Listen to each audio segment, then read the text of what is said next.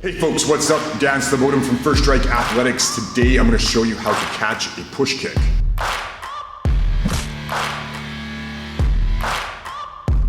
Now what I'm going to be showing you is a simple way that I really like to use for myself as well as for my beginner students. It's a very simple method.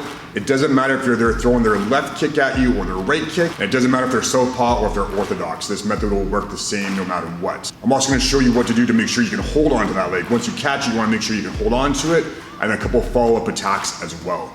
Please keep in mind that I'm teaching this to beginners, so I'm exaggerating the motions that I'm using. When I'm stepping back and catching, I'm taking a big step. That's so that my beginner students can see what I'm doing. If I do subtle things, small things, beginners don't tend to see that too well. So I take big steps. I'm taking a big step back when I'm doing the technique. I'm taking a big step when I'm showing the sweep. You don't really need to take those steps that big. I'm just doing it so that people can understand what I'm doing so they can see it properly. When it comes to defense, my motto is just enough. If you're throwing something at me and I'm defending it, I want to do just enough to block it or defend it and then be right back to a strong position. I don't want to overdo my motions, but in the video and when I'm teaching classes, sometimes I do it just so people can see what's happening, just to illustrate my point. So just keep that in mind. So today for the defense, we're going to work on catching push kicks.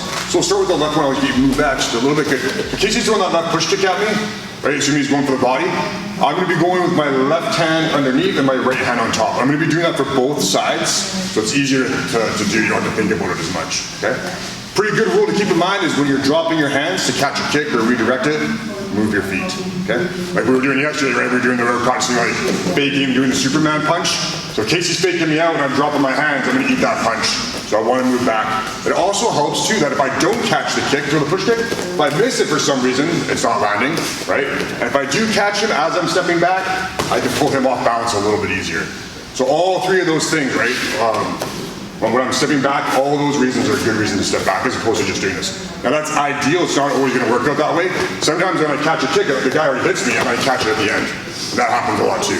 But ideally, I'm already moving away for all those reasons, okay? So left kick's coming. This is going to go right underneath here, right close to the ankle, so it's a nice easy grip here as opposed to like way up here, where it's really hard to get a hold of something. Right here, this one's on top, I'm squeezing it together, right? And as soon as I'm stepping back and making this contact, I'm pulling it offside, okay? In case he throws that kick and I catch it, boom, he just bends his knee and kicks again, and he's going to have an easier time getting out. So I want to get him off my body right away, okay? The kick comes, I step back, I catch, and I pull to the side. Does that make sense for everyone? Does that make sense for everyone? Yeah? Okay, that's fine. So in case he throws that kick and I'm catching it, the one, I think everyone already knows this already, but just to make sure, I want to get this leg, generally speaking, I want to get it so his hips are turned away from me, as opposed to this way. From here, he can still have his power side in towards me. So anytime you get the hips turned away, that's a good thing. The other thing is the positioning of my elbow. I see you guys kind of doing this with your elbow here. It's going to make it hard to lift up his leg. When I catch, let me back up a little bit. When I catch, I want to keep my elbow underneath this. It makes it much easier to lift this up and get them off balance. All right, let's go with that sweep since you guys are kind of doing it already anyhow. It's a really good one to have. So we're here. So I catch Casey's leg, I pull it to the side, right? I'm already getting his hips turned for me. For me, my weaker hand, my left hand's underneath, my right hand, my strong hand is on top. So what I see you guys kind of doing, you're kind of going around and kicking. That's more work than you want. I want to actually take Casey's leg and turn it more towards that wall. From here, my right hand's going to go up. One, so he can't punch me, and two, so I can put it against his body.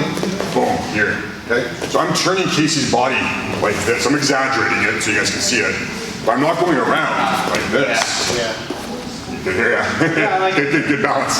Okay, so I'm going to go here. I'm going to step 45 degrees, put my arm out, and here, there's my sweep.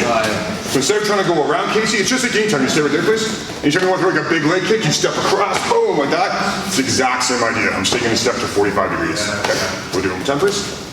Kick comes, boom, step across. Less work too. Yeah. You're there already. So you're going to have more momentum to go through that leg. The arm's going to be there to chop them instead of trying to go around. So now we're doing the same thing with the other leg, but the catch is going to be the same, the footwork's going to be the same. A couple reasons why I like this is because I don't have to think about it. If it's the left or right, it's just the same reaction. And especially if he does land that kick, I can just kind of have that as an automatic go-to. Don't have to think about it too much, okay? The other reason why I like my left hand on the bottom is because now I have my right hand free for power shots, okay? So not everyone does it this way, it's just I find it an easy way to teach. for people who are first learning this, okay? So again, especially with this right leg, can you step up here for me for a second? This is the one where people are gonna fake you out and throw a Superman punch, or they're gonna question mark kick you, or they're just gonna put their foot down and throw a hook. So really make sure you're stepping back as the kick's coming to you. It's really easy for them to use this as a fake, and then you're vulnerable to their power side, okay? So as that kick comes, stepping back right here, okay? You can see right now I'm doing it with my forearm. It's the same thing. Whether I'm here or I'm here. It's a little bit easier to catch, especially if you have gloves that aren't super, like, they don't open up very well. Just use the bottom of your forearm and catch it from there if you want, as opposed to that. They both work. So I'm just saying, if you have a hard time catching it with your hand, use your forearm, okay? So same thing, just go on, boom. And just like before, I want his foot and his hips turned away from me. Then from there, I can just lift up, push him back, get him off balance. So we'll just do that first, and I'll show you guys a couple counters, okay? So the right kick's coming, so whether I slide back and catch it, or he catches me with the kick, and I catch it after, I want to be able to follow up with this, okay? The easiest one, maybe not the easiest one, but a pretty simple one that's going to score really high, is I'm going to step forward and lift up Casey's leg to get him off balance, throw his leg away, and throw a really high kick. If his hands are down, I'm going to catch him in the face with it. Even if his hands are up, it's hard for him to defend it properly and to score, especially in Muay Thai. Ground kicks to the body, high scoring. Okay? So here, one, push off. Okay? With your partner, when you're training it, just make sure that your partner's actually ready for it. So I'm going to throw, and I'm going to wait until Casey's hands are up, and then I'll throw the kick. Right? But in a real fight, I'll try and get a little bit more balance here, and then that when he's off balance. Okay? Does that make sense Can you for show everyone? the footwork of the pushing the leg without... Yeah, so catch here. Oh, that's it? Okay. Yeah, just like, you know, just lift up the guy's leg as you step forward. That's it. Here's last one, real quick. This one's super easy, so it won't take long. And this is one I think most of us end up doing anyhow. Kick comes. Right, please. I step back and catch. I got my right hand free. Simple, right? If you got your partner's hands up, even when we're doing light sparring, you just go to the body with that one too, right? If he has his hands up, you just take it to the body instead. Okay? So it's just a right hook. Step back, throw the leg up. So the longer their foot's in the air, the more time you have. Head or body? Head or body, just let your partner know, okay? Nice. If you do enjoy the video, make sure you hit the like button, make sure you hit subscribe if you haven't already. And let me know down in the comments below some of your favorite follow-up techniques to catching a push kick. I'm always happy to read and to learn new methods, as well as I think it provides more information for the rest of the viewers so you have other ways to kind of see how to do this.